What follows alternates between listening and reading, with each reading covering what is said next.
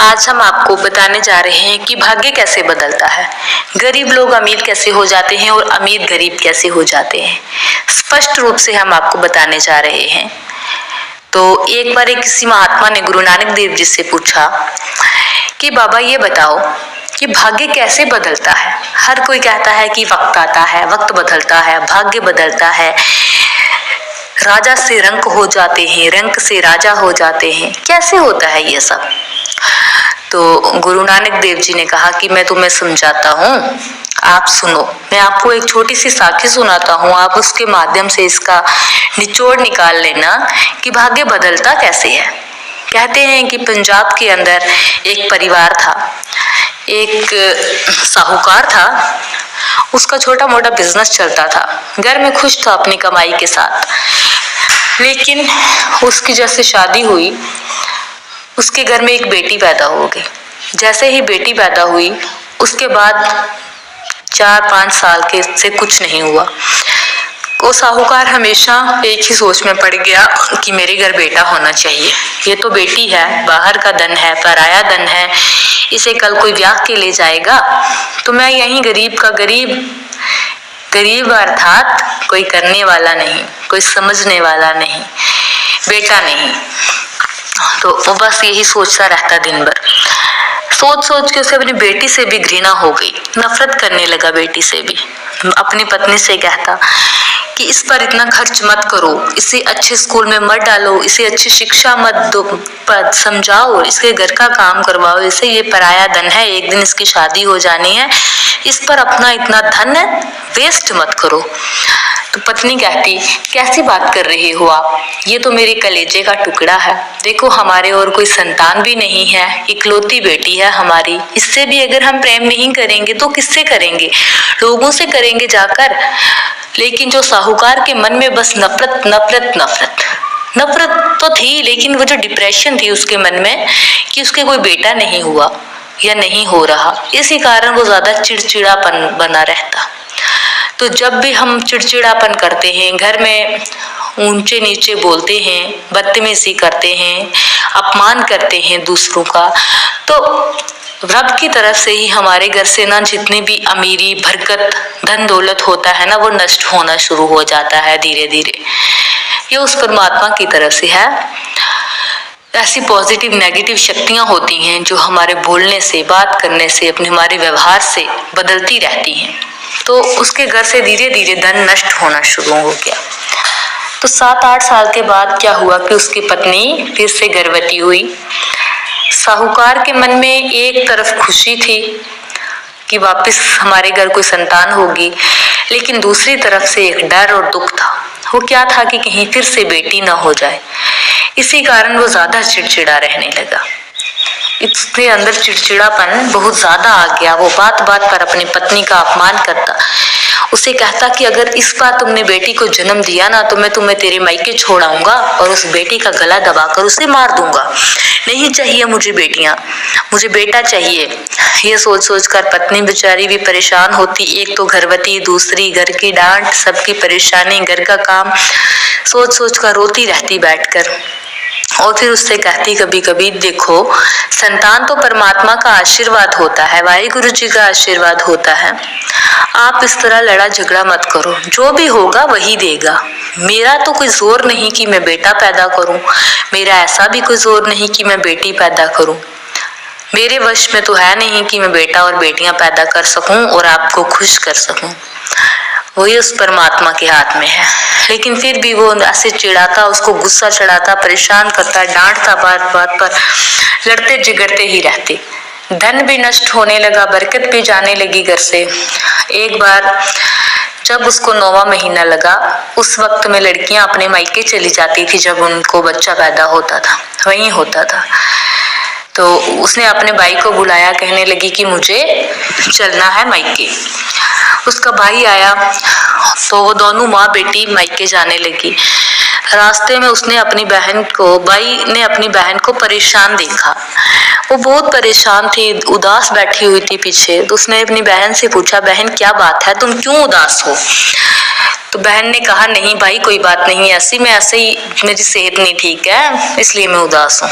लेकिन जो छोटी बच्ची थी उसने अपने मामा से सारी बातें कह दी। कहने लगी मामा जी माँ बहुत परेशान है, पापा इन्हें बहुत परेशान करते हैं, कहते हैं कि अगर बेटी हुई तो मैं तुम्हें मार दूंगा, तुझे मायके छोड़ आऊंगा, उसे मार दूंगा, मेरे साथ भी बहुत लड़ाई झगड़ा करते हैं, मुझे भी मारपीट करते हैं घर में। तो माँ ने कहा बेटी से, बेटी चुप रहो, बड़ों की बातों में बोलती नहीं है, तुम्हें बहुत बार समझा चुकी हूँ। लेकिन भाई ने कहा कि बहन देखो बच्चे तो वही बोलते हैं ना जो वो देखते हैं, वो तो कभी ऐसा नहीं बोलते कि झूठ, इसीलिए तो उन्हें परमात्मा का स्वरूप कहा जाता है। भाई कहने लगा तुम चलो घर पहुंचो और मुझे थोड़ा काम है, मैं निपटा के आता हूँ। तभी उधर साहूकार घर में अकेला था, उससे बाहर एक साधु आया। साधु को देखकर साहूकार ने कहा बाबा क्या ढूंढते हो? साधु ने कहा कि मुझे कुछ खाने को दे दो, बहुत भूख लगी है। साहूकार ने कहा मेरी पत्नी घर में नहीं है, मैं खुद कल से भूखा हूँ, खुद बनाकर खाता हूँ, अभी मेरे में इतनी क्षमता नहीं है कि मैं बनाकर तुम्हें भी खिलाऊं, चलो निकलो यहाँ से। तो साधु ने कहा बेटा तुम्हारे घर लक्ष्मी आने वाली है, तुम इतने अमीर हो जाओगे, इतने धनवान हो जाओगे कि तुम्हें समझ ही नहीं आएगा कैसे हो गया, तुम्हारा भाग्य बदलने वाला है, आएगी तुम्हारे घर लक्ष्मी आने वाली है। तो उसने कहा बाबा सच में मेरे घर लक्ष्मी आने वाली है, मैं अमीर हो जाऊंगा, धनवान बन जाऊंगा? साधु ने कहा हाँ बेटा, पर एक बात याद रखना, अपनी पत्नी और अपनी बेटी का कभी निरादर मत करना। जिस दिन तुमने उनका निरादर करना छोड़ दिया, उनसे प्रेम से रहना उनके साथ शुरू कर दिया, तुम्हारे घर लक्ष्मी ही लक्ष्मी, धन की बरसात होगी। उसने कहा ठीक है बाबा, मैं नहीं करूंगा अपमान, पर आपके शब्द सत्य होने चाहिए। साधु बाबा चले गए। वह इतने में उसके मायके से चिट्ठी आई कि आपकी यहाँ बेटी पैदा हुई है। साहूकार खुशी से नाचने लगा, जल्दी जल्दी अपने ससुराल में गया, बेटी को जाकर गले से लगा लिया उठा के। उसकी पत्नी तो परेशान थी कि कहीं बेटी को देखकर साहूकार फिर से वही लड़ने झगड़ने वाले सिस्टम शुरू ना कर दे। लेकिन उसने उसका बदला हुआ रूप देखा तो हैरान हो गई, कहने लगी क्या बात हो गई, आज आप तो बहुत खुश लग रहे हो। उसने कहा खुशी नहीं तो और क्या करूं, मेरे घर लक्ष्मी आई है, मैं लक्ष्मी का स्वागत करूंगा और बड़े धूमधाम से इसे अपने घर ले जाऊंगा, चलो तुम भी। वो सभी अपने सारा परिवार अपने घर की ओर निकल पड़ा। साहूकार अपनी पत्नी की इज्जत करने लगा, लक्ष्मी से बहुत प्रेम करने लगा, अपनी बेटी का नाम भी उसने लक्ष्मी रख दिया। इतना प्रेम करने लगा कि जब भी घर में आए प्रेम से बैठे, खाए, बातें करे, दो चार इधर उधर की बेटियों के साथ लाड लड़ाए, उन्हें कभी कंधे पर उठाए, कभी कहीं। वक्त बीतता गया, साहूकार बहुत अमीर हो गया। कैसे अमीर हुआ कि उसने वो जो नेगेटिविटी थी वो छोड़ दी। जब उसने पॉजिटिविटी को अपनी तरफ बढ़ाया तो भगवान की तरफ से, कुदरत की तरफ से उसके घर में सब कुछ आना शुरू हो गया। कहते हैं ना, जिस घर में गरीबी हो, हद से ज्यादा गरीबी हो, लेकिन पति पत्नी प्यार से, प्रेम से, दोनों एक दूसरे को इज्जत देकर रूखा सूखा भी खाए ना, घर में अमीरी आना शुरू हो जाती है। तो घर इतना अमीर हो गया, थोड़े ही समय में वहाँ बिल्डिंग्स, इमारतें बड़ी बड़ी बन गई, घर बन गए, गौशालाएं बन गई, कुएं बन गए पानी की, घर में हर गाड़ियां, हर सुख सुविधा आ गई। जब भी साहूकार बाहर जाता अपनी बेटी लक्ष्मी के लिए बहुत कुछ लाता, अपनी पत्नी के लिए भी लाता, इसी बहाने वो अपनी दूसरी बेटी से भी प्रेम करने लग गया। अब उसने वक्त के साथ साथ जब समय बीत गया, उसने अपनी बड़ी बेटी की शादी करवा दी, तो दूसरी बेटी भी जवान हो गई। तो माँ ने कहा बेटी अब तुम जवान हो गई हो, तुम्हारी शादी करवानी है। तो उसके पिता से कहा कि साहूकार साहब, अब बेटी हमारी लक्ष्मी जवान हो गई है, इसकी उम्र निकली जा रही है, इसके लिए कोई अच्छा सा वर देखो तो इसकी शादी करवाते हैं। साहूकार ने कहा ये मेरी बेटी है, ये मेरी लक्ष्मी है, मैं देख लूंगा कि इसकी शादी करवानी है या नहीं करवानी है, मैं इसकी पूजा करवाऊंगा अभी थोड़े दिनों से, तो फिर उसके बाद मैं सोचूंगा, तुम इसके बारे में चिंता मत करो। ठीक है। फिर थोड़े दिनों के बाद पत्नी ने ऐसा ही कहा। साहूकार ने कहा मैं इसकी शादी करवाऊंगा ही नहीं, मुझे नहीं करवानी इसकी शादी। तभी एक दिन उसके मामा, लड़की के लक्ष्मी के मामा, पत्नी का भाई उनके घर आए और कहने लगे कि जीजा साहब कैसे हो, हमें आपसे कुछ बात करनी है। हमारे घर के पास एक बहुत अच्छा रिश्ता है, तो आप अपनी लक्ष्मी का हाथ दे दो, वहां पर इसकी मंगनी कर दो, इसकी शादी हम अपने घर के पास ही करवाएंगे। साहूकार ने कहा, मत ऐसी दोबारा बात करना, मुझे अपनी लक्ष्मी की शादी नहीं करवानी है। तो साला ने कहा, जीजा जी आप भी अभी भी उन्हीं बातों में उलझे हुए हो जो आपको साधु ने कही थी। क्या आपने उस साधु की बातों पर इतना विश्वास कर लिया? साहूकार ने कहा, दिखता नहीं क्या, जो साधु ने कहा था वो हद से ज्यादा सत्य हो गया है।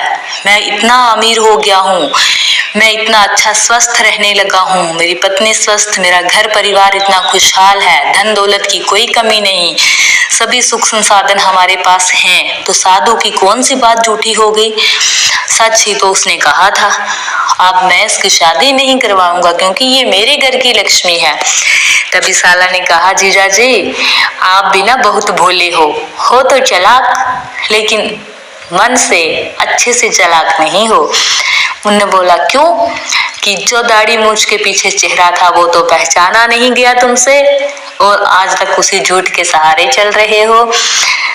साहूकार को 1 मिनट में समझ आ गया। साहूकार ने कहा, क्या वो साधु कोई और नहीं तुम ही थे? उसने कहा, हाँ जीजा जी मैं ही था। उसने कहा, तुमने मेरे साथ छलावा किया है, झूठ बोला है। साला ने कहा, नहीं जीजा जी, जो अपने घर परिवार के साथ इतनी दुख तकलीफ बुराई चिड़चिड़ापन अपमान करता हो, अपने घर में कभी भी अच्छे से ना रहता हो, उसके साथ इतना झूठ तो चलता है ताकि सारे घर के सदस्य सुखी और शांत रह सकें। तो इसीलिए मैंने आपसे झूठ बोल दिया। अब आपके पास अमीरी आ गई, अब आप अपनी लक्ष्मी को विदा करें। तब वो साहूकार वहीं से उल्टे पांव घर लौटा। उसने अपनी बेटी लक्ष्मी की शादी करवा दी और फ्री होके बैठ गया। कहने लगा, बेटा नहीं है, बेटा नहीं है। अब उसे दोनों बेटियों से फिर से नफरत हो गई। उनकी शादी करवा के दोनों रहने लगे, फिर वो दुखी रहने लगा। फिर वही हालत पहले वाली, घर में अपमान, चिड़चिड़ापन, लड़ाई झगड़े, वास्तु दोष का आगमन वापस से। धीरे धीरे करके सब धन दौलत फिर से नष्ट हो गया। क्यों नष्ट हुआ? क्योंकि फिर वही दिन आ गए, वही लड़ाई झगड़े वाले दिन आ गए, चिड़चिड़ापन, गुस्सा, अपमान, बेइज्जती, वही दिन आ गए। फिर घर से धन दौलत सब समाप्त होने लगा, सब कुछ बिक गया, कर्जा चढ़ गया सिर पर साहूकार के। अब हर दिन कर्जा लेने वाले आने लगे। एक दिन उसकी पत्नी ने कहा, देखो हमारा कर्ज बहुत बढ़ गया है, तुम ये मेरे सोने के कंगन रख लो और इन्हें बेच दो, अगर तुम्हारा कर्ज उतर जाए तो ठीक है। साहूकार ने कहा, नहीं मैं तुम्हारी कंगन नहीं ले सकता, क्योंकि ये तुम्हें तुम्हारी शादी में तुम्हारे मायके वालों ने दिए थे। उसने कहा कि मायके वाले भी चीजें इसीलिए देते हैं ताकि ससुराल में कोई कमी ना हो, ससुराल में हर चीज बनी रहे। तो उसने कहा, अभी आपकी बेटियों के भी फोन आए थे, उन्होंने कहा कि हम भी अपने गहने जेवरात बेचने के लिए तैयार हैं, क्योंकि हमारे पिताजी पर जो कर्ज है वो उतर जाए। ये सुनकर साहूकार पत्नी के गिर गया, पत्नी के सामने कहने लगा, मैंने अपनी बेटियों के साथ इतना बुरा व्यवहार किया है, लेकिन फिर भी वो मेरे लिए मैं अपने गहने तक बेचने को तैयार हैं, मैं ही बुरा हूँ। रोने लगा जोर जोर से। तभी उसकी पत्नी ने कहा, नहीं वो हमारी ही बेटियां हैं, आपका ही खून है, हमारे कलेजे के टुकड़े हैं, अगर हम उनसे इतना प्यार करते हैं तो वो भी हमसे बहुत प्रेम करती हैं, वो आपके लिए जान तक दे सकती हैं, चलो आज हम उनके घर चलते हैं। साहूकार और उसकी पत्नी अपनी बेटियों के घर गए। उनसे मिलकर अत्यंत खुश हुई उनकी बेटियां, और उन्होंने अपने सारे गहने जेवरात दे दिए। अपने पिता को कहने लगी कि इन्हें बेचकर आप अपना कर्ज चुका दें। और इसके बाद जब उसको अपनी भूल का एहसास हो गया साहूकार को, और उसने अपनी बेटियों का गहने लेकर अपना कर्ज उतार दिया, और फिर से वो वापस वही खुशहाल जिंदगी जीने लगा, बुराई का पछतावा करने लगा। फिर उसने अपनी बेटियों को अमीर होने के बाद सब धन दौलत लौटा दिया। तो नानक जी ने अपने इस वेश में सब लोगों को, ये सारी संगत को ये संदेश दिया कि भाग्य कैसे बदलता है।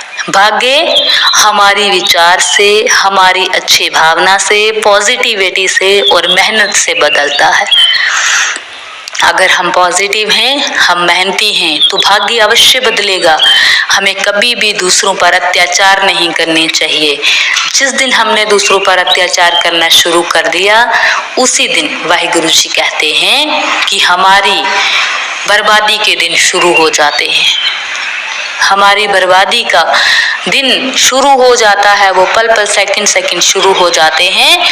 और एक दिन ऐसा आता है कि हम बिल्कुल खाली हाथ होकर कर्ज के भंडार के नीचे दब जाते हैं, परेशान हो जाते हैं। इसीलिए गरीबी है तब भी प्रेम से दूसरों से बात करो, प्रेम से रहो, अच्छे बोलो, मेहनत करो, अमीरी वापस आएगी। ओ वाहिगुरु कभी भी कुछ पीछे नहीं रखते। तो धन्यवाद। आज की साखी हम यहीं समाप्त करते हैं। आप सभी का समय शुभ रहे। अगर आपको हमारी साखी अच्छी लगे तो इसे दूसरों तक भी शेयर करें, ताकि हर कोई इसे सुनकर अपना भाग्य बदलने की कोशिश करे। हर किसी के व्यवहार में अच्छाई आए, हर किसी का व्यवहार बदले, बुराई का अंत हो, अत्याचार का अंत हो। धन्यवाद। आज हम आपको बताने जा रहे हैं कि भाग्य कैसे बदलता है, गरीब लोग अमीर कैसे हो जाते हैं और अमीर गरीब कैसे हो जाते हैं। स्पष्ट रूप से हम आपको बताने जा रहे हैं। तो एक बार किसी महात्मा ने गुरु नानक देव जी से पूछा